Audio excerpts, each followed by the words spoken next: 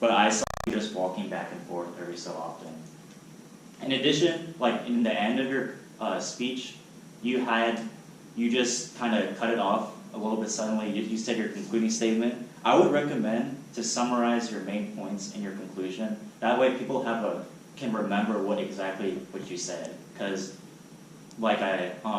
people remember the beginnings and the ends of the speech the most, and in the middle of the speech, they tend to zone out a little bit, so that's a good point to remember.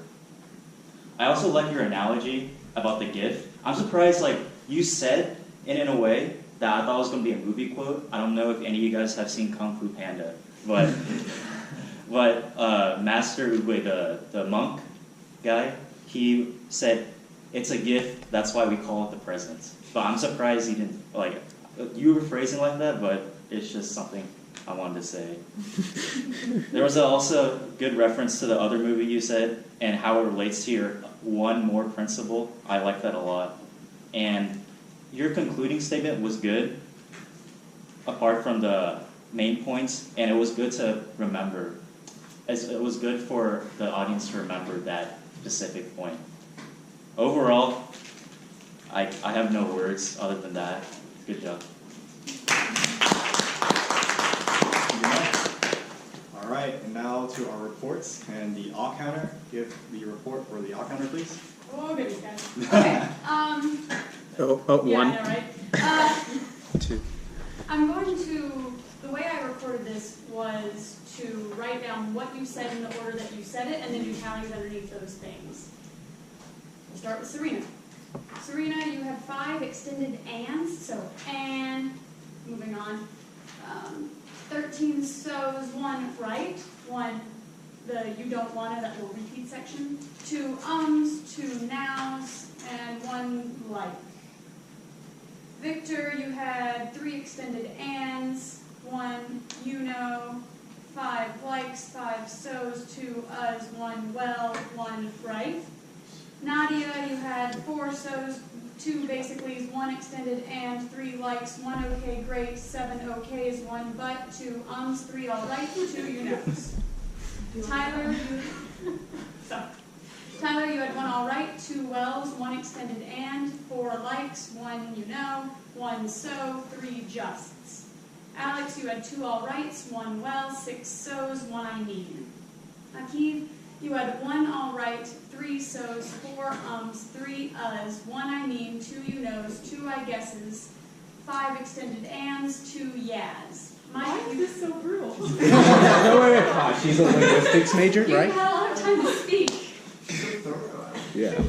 She's mad, disrespectful. Mike, you had 1 okay, 3 so's, 1 3 likes, 1 extended and, 1 I mean. Kyle, you had 2 so's, 5 you knows, 3 ums, 4 uhs, 1 yeah. Adana, you had 6 ums, 2 c's, 15 likes, 2 so's, 2 buts, 2 yeahs, 1 I guess. Serena, you had 2 I means, 1 so, 1 all right, 2 yeahs, 1 1 1 extended and.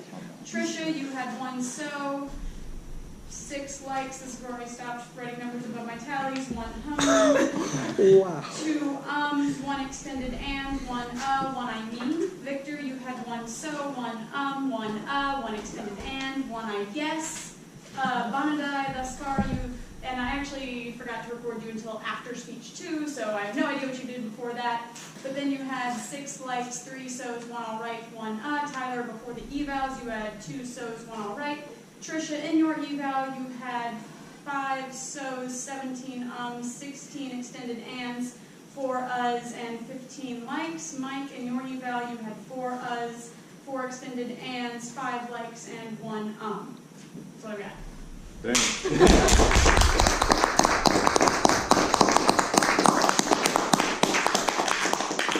That was a really good all counter. We actually didn't beat the record for most filler words in one speech. Our record's still 57, so. So I don't think anyone Was it beat all one word? It was not all just Okay. But does anyone else feel personally victimized? No. Please, grammatically. Back in the days, our all kind of reports were kind of like this, so. It's kind of like a throwback one. It makes sense. We had throwback table topics, so it makes sense. How many yes did I have? Are you looking? Yeah. Yes, you only had 2.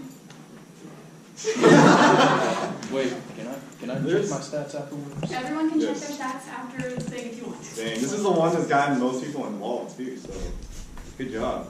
Alright. I also learned a new one that I didn't even know I used, which was just. Alright. Just. So for our grammarian report, do you have does the grammarian have the grammarian report? It's not as great. Hey, okay. So mine are kind of random, but Serena, but I noticed that you had a lot of run-ons. Like she said, you used a lot of and there were some fragments.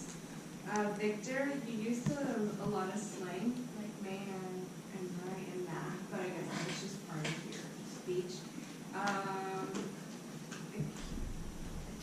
Yeah, both. Yeah. You said I beg to disagree, but usually it's like I beg to differ. That's how I would say it. Mike, you said besides the point, I think it's just beside the point. And you also said you're about to see.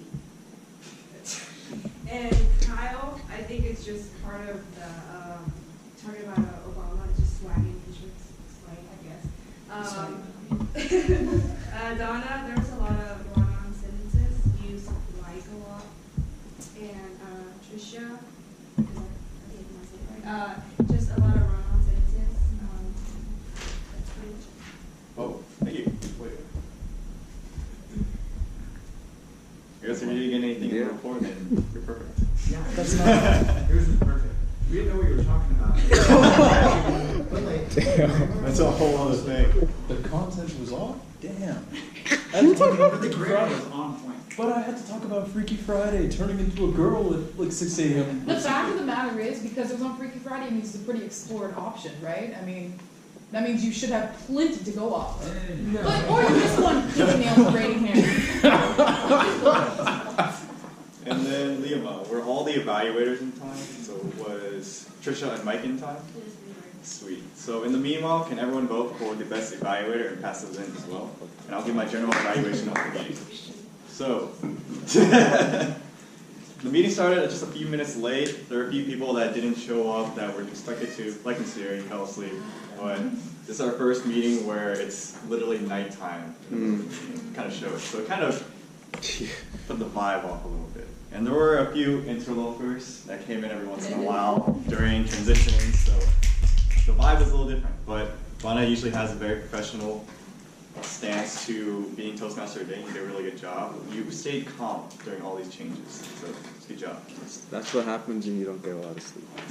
You don't get a lot of sleep, I feel. And then for Table Topics Master, you did a really good job with having questions that not many people really think about. So when you put me up here first on the spot, and also a lot of other people as well, I saw them thinking, like it was like chugging. I was like, oh man, these are questions, which is good because that's why we're kind of here, so we can know what questions to think about before we go in interviews, or just getting put big situations where it's like, all right, time to just think about something random and just on the spot. So you did a really good job. Some of the slides you had up here, some of the gifs, I would avoid. I like having interactions and creativity with like, having the skeleton every once in a while. But some of them are just kind of distracting, like that pink thing. Some just kind of straight up scared me. So there's some speeches when people are up here, I was just watching the projector. That's just me, but if it's me, I think it'll affect some other people as well. Like, there was a guy in like 5 minutes. I was like, I can use the projector? Okay, that. Like, So avoid having too crazy ones. And then spend 10 minutes on the next one. oh gosh. And then there were a few times when some people that got called up were speakers. So kind of think of it when you're a Table Topics Master for everyone else as well. Think of it as someone who or pick people that don't speak that much. So if they're a speaker, then they probably spoke around 5 to 7 minutes already. So pick people that might have only spoken for maybe a minute with a timer roll or off counter of just 2 minutes. So pick those roles first, and then pick the later roles such as GE or Table Topics Master, or no, Toastmaster or speakers, because then they speak a lot already. So that's kind of a way to think about it. And then Alright, that's it for table topics. Pretty good. Still scary sometimes. Alright, and then for the evaluators, evaluator 1, I like how you brought up the note that Serena shook the hand of the Toastmaster today. This is something that we don't usually talk about, but it's just seen. That we should shake the hand of whoever you speak to last. It's kind of like a transition. So all evaluators, when they come up, I will shake their hand, and then when they finish, I'll shake their hand. All speakers, when they finish shaking, or when they finish their speech, they'll shake the Toastmaster's hand. All table topic speakers will shake the table topic master's hand. And that's just kind of common courtesy of all Toastmasters clubs. And then I like how you brought up that Serena used pauses instead of using filler words when she thought. Because there's some times when you're up here, and you, no matter how many times you make an outline for a speech or even rehearse a speech, you'll come up here and then you'll say something a little too quickly, or you'll say something just out of order and then just kind of throw you off your mark. So having an opportunity just to think, just pause, just embracing the silence, that's a key thing we try to teach here at Toastmasters. I like how you brought that up. And then I also like how you brought up the idea to bring up a visual if you wanted to avoid using notes. Because sometimes during my first 3 speeches in particular, I would have my entire speech like just printed out word for word in like 18 font.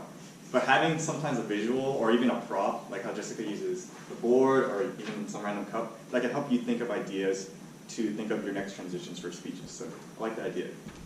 And then for Mike, I like how you brought up the attention grabber for Victor's speech. That's something that I also caught my eye like instantly when he was up here, just backing up and then instantly going with like the red alarm. I was like, oh shoot, it's going in. And then I saw everyone else just lean in too. So I was like, ooh, it's a good intro.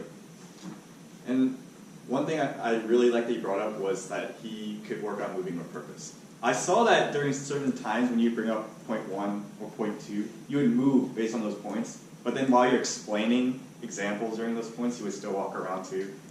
So we try to teach you to move with purpose, and sometimes after teaching people to do that, they'll just instantly just get comfortable just moving around like this, and then it gets a little busy. But that is one thing to work on, and I like how Mike brought that up. It's a really hard thing to work on because you don't really think about it, and most of the time when we speak anyway, we're sitting down. So it's a really hard thing to practice, but it's next good thing. All right, and then that concludes my entire general evaluation of the meeting. So without further ado, I'll bring up the Toastmaster Day Bhanodai. All right, thank you all for having me as your Toastmaster. Make sure to fill out feedback for General Evaluator on your slip and myself, Toastmaster. In an awkward way, I have to reintroduce our General Evaluator, who is now our President, Tyler Chan.